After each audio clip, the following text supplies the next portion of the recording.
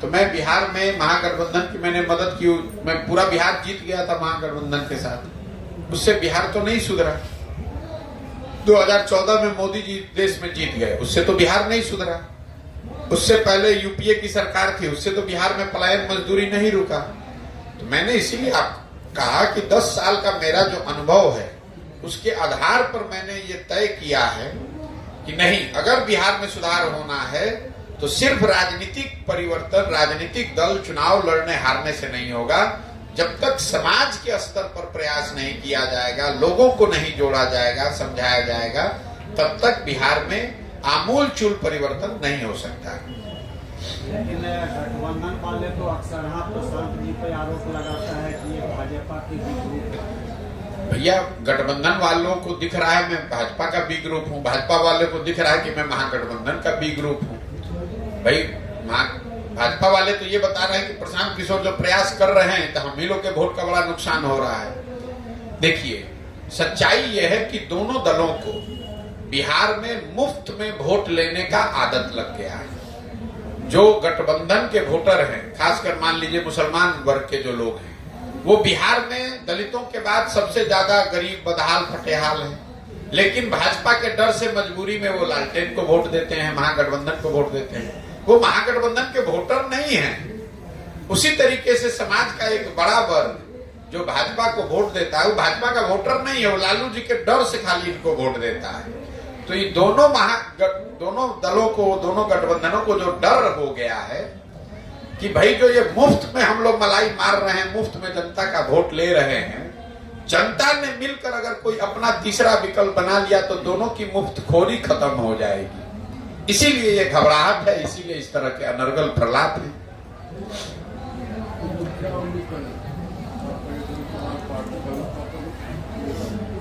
उम्मीद की कोई बात नहीं है। 5 मई 2022 को जब मैंने इस अभियान की शुरुआत की तभी बताया कि दल तो बनना ही बनना है। उम्मीद आप ये कीजिए, आशीर्वाद ये दीजिए कि 2-3 बरस के प्रयास से मैं बिहार में वो व्यवस्था खड़ी करूं जिससे बिहार में सुधार हो। उम्मीद ये कीजिए कि अगले 10 वर्ष में जो संकल्प लेकर चले हैं कि अगले 10 वर्ष में बिहार को देश के 10 अग्रणी राज्यों में शामिल करवा के दिखाएंगे। आप उम्मीद ये कीजिए कि अपने जीवन काल में हम लोग वो दिन भी देखें जब गुजरात से, पंजाब से, महाराष्ट्र, तमिलनाडु से लोग आकर बिहार में मजदूरी और रोजगार करने आए।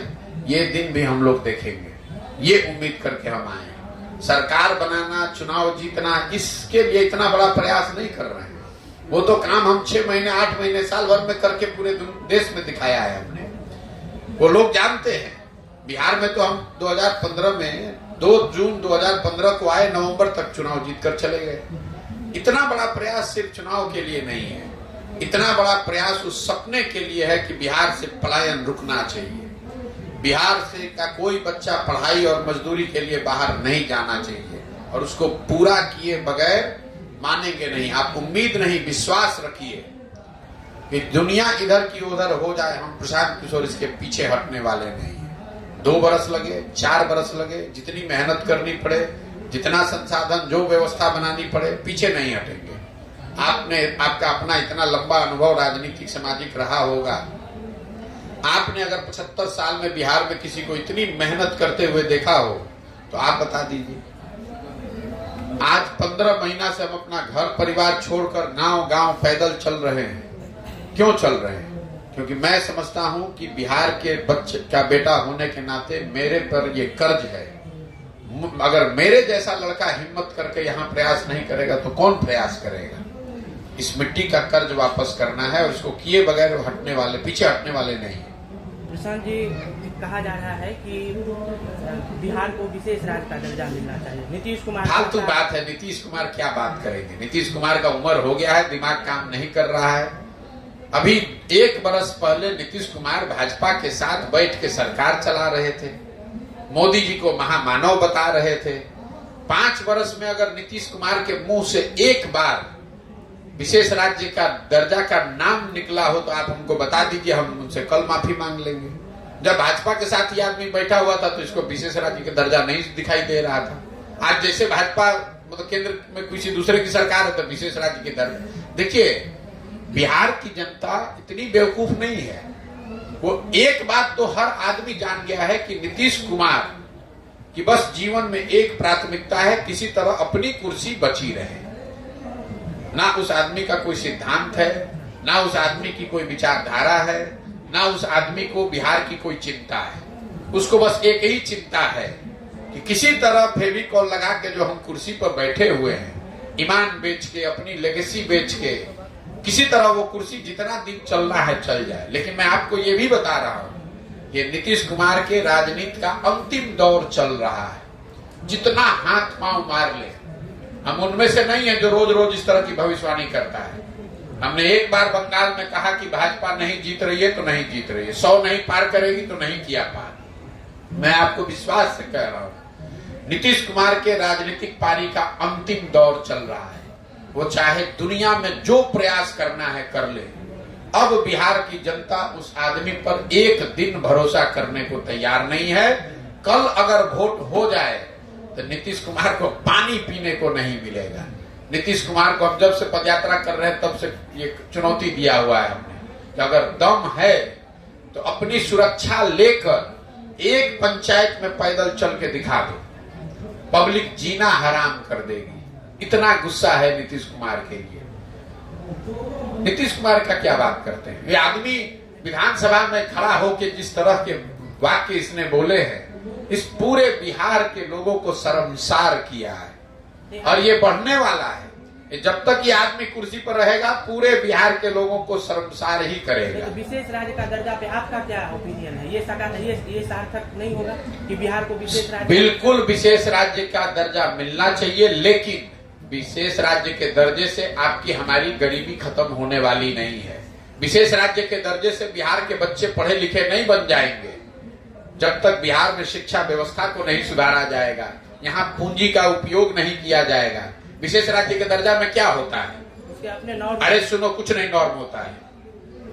अभी केंद्र सरकार का कोई योजना जो चलती है उसमें 60% केंद्र दे रहा है, 40% राज्य दे रहा है। ठीक है, विशेष राज्य का दर्जा हो जाएगा तो आपको 90 मिलने लगेगा, 10 ही आपको देना पड़ेगा। पहली बात समझिए, बिहार को बैकवर्ड स्टेट ग्रांट के तहत ऑलरेडी वो एक्स्ट्रा पैसा मिल रहा है। लेकिन मान लीजिए कि 90 मिलने भी लगे तो मैंने अभी आपको आंकड़ा दिया, मनरेगा में जो पैसा आपको मिल रहा है वो तो आप दिल्ली से लेकर आए नहीं। आवास योजना में बिहार सरकार का यूटिलाइजेशन है 60%, 40% लाए ही नहीं। जो यहाँ पर किसानों को प्रधानमंत्री योजना का पैसा मिलना है वो सबसे कम, पूरे देश में सबसे कम किसानों को बिहार में मिल रहा है। तो जो लाभ आपको मिल रहा है, मिल सकता है, उसका तो आप उपयोग कर नहीं रहे हैं। जनता को बेवकूफ बना रहे हैं कि विशेष राज्य का दर्जा होना चाहिए। और अगर होना चाहिए तो 18 वर्ष में 5-5 वर्ष में तुम्हारा नींद काहे खुलता है भाई?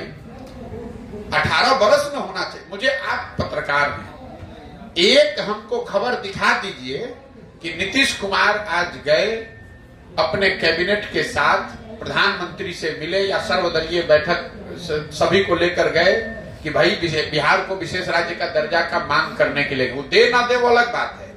आपको जातीय सर्वे कराना था तो सबको लेकर गए थे ना प्रधानमंत्री से मिलने। विशेष राज्य के दर्जा के लिए आज तक गए 18 साल में? अरे ये आदमी फर्जी बात कर रहा है और जनता मान लेगी। 18 वर्ष रहने के बाद आपको याद आ रहा है कि अब विशेष राज्य का दर्जा होना चाहिए। 18 वर्ष के बाद कह रहा है कि वंचित समाज के लोगों को हक नहीं मिला। हम रोज कह रहे हैं कि अगर हक नहीं मिला तो हक तुम्ही ने तो मारा है भैया। 32 साल से बिहार में सत्ता में कौन लोग हैं? लालू और नीतीश। तो अगर समाज के किसी वर्ग को हक नहीं मिला तो वो हक किसने मारा? लालू ने मारा, नीतीश ने मारा। किसने रोका है लालू और नीतीश को कि भाई आप अकलियत के किसी आदमी मुसलमान भाई को गृह मंत्री बना दीजिए?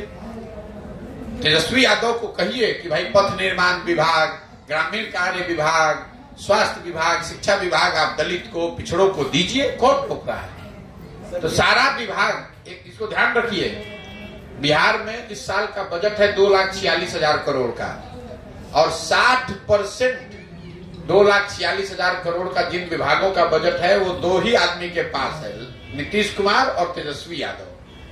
तो हक किसने मारा है? पूरे बिहार का हक इन दो लोगों ने मारा है। लालू, नीतीश, इन लोगों ने हक मारा है। भाई आप वंचितों की बात कर रहे हैं, कौन आपको रोक रहा है कि आप किसी दलित को बनाइए शिक्षा मंत्री? कौन बनाने से रोक रहा है? किसी मुसलमान को गृह मंत्री बनाने से कौन रोक रहा है? ये खाली समाज में लड़ाने के लिए कह रहा है कि हकमारी हो गई। अरे 32 साल में तुम सत्ता में बैठे हो, तो अगर हकमारी हुई है, बिल्कुल हुई है, तो तुम ही तो हकमार हो। ये तो चोर मचाए शोर वाली बात है। जो लूटा वही कह रहा है चोरी हो गया, चोरी हो गया। बिहार में राजनीतिक जातीयता के ताना बाना को आप कैसे जनसुराज के माध्यम से दूर करें? ये आपका भ्रम है कि बिहार में राजनीति सिर्फ जाति पर होती है। जाति समाज की एक बड़ी सच्चाई है। बिहार में भी ये उतनी बड़ी सच्चाई है जितना आंध्र प्रदेश और गुजरात में है। आप आंध्र प्रदेश और गुजरात में राजनीति नहीं करने गए, इसलिए आपको नहीं मालूम है। बिहार में अगर आपको ऐसा लगता है कि हर आदमी जाति पर वोट देता है, तो आप हमको बता दीजिए कि नरेंद्र मोदी को बिहार में जो वोट पड़ता है वो किस आधार पर पड़ता है? नरेंद्र मोदी के जाति के लोग तो नहीं रहते हैं बिहार में। हर आदमी कैसे दे रहा है नरेंद्र मोदी को वोट? मैंने आपको बताया कि बिहार में वोट 4 बिंदुओं पर पड़ता है। जाति पर पड़ता है, धर्म और राष्ट्रवाद के नाम पर पड़ता है, लालू के डर से भाजपा को वोट पड़ता है और भाजपा के डर से लालू को। इतना मत समझिए कि सब जाति पर ही पड़ रहा है। मुसलमान क्यों वोट दे रहा है लालटेन को? जाति पर थोड़ी दे रहा है, खाली भाजपा के डर से दे रहा है। समाज के बहुत ऐसे वर्ग हैं जो भाजपा को इसलिए वोट देते हैं कि वो लालू से डरते हैं। ये जाति वाली बात नहीं है। बिहार की जनता जनसुराज पर क्यों भरोसा करे? बिल्कुल बिहार की जनता को जनसुराज पर भरोसा नहीं करना चाहिए, अगर करती है नहीं करना चाहिए।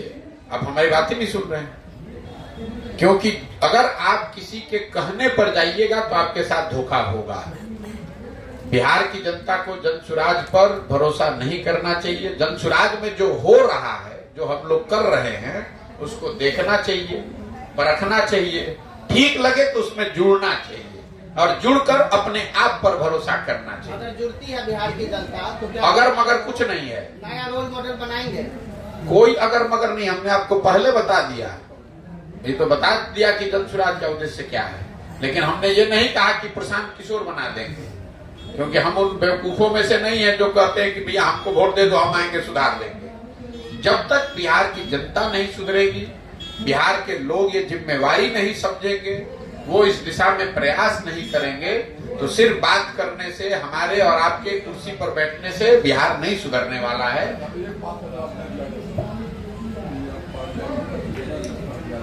पार्लियामेंट के चुनाव को लेकर सर एक मिनट, भले ही तब तक आपकी पार्टी नहीं बन जाती है, तो कुछ तो समर्थन तो आप करेंगे पूरे हिंदुस्तान में। देखिए, अगर बिहार में लोकसभा का जब चुनाव होगा, उससे पहले जनसुराज दल तो बन नहीं पाएगा, क्योंकि दल तो तभी बनना है जब हम पूरी पदयात्रा कर लेंगे, और लोकसभा से पहले पदयात्रा पूरी नहीं होगी, क्योंकि अभी आधा बिहार बाकी है।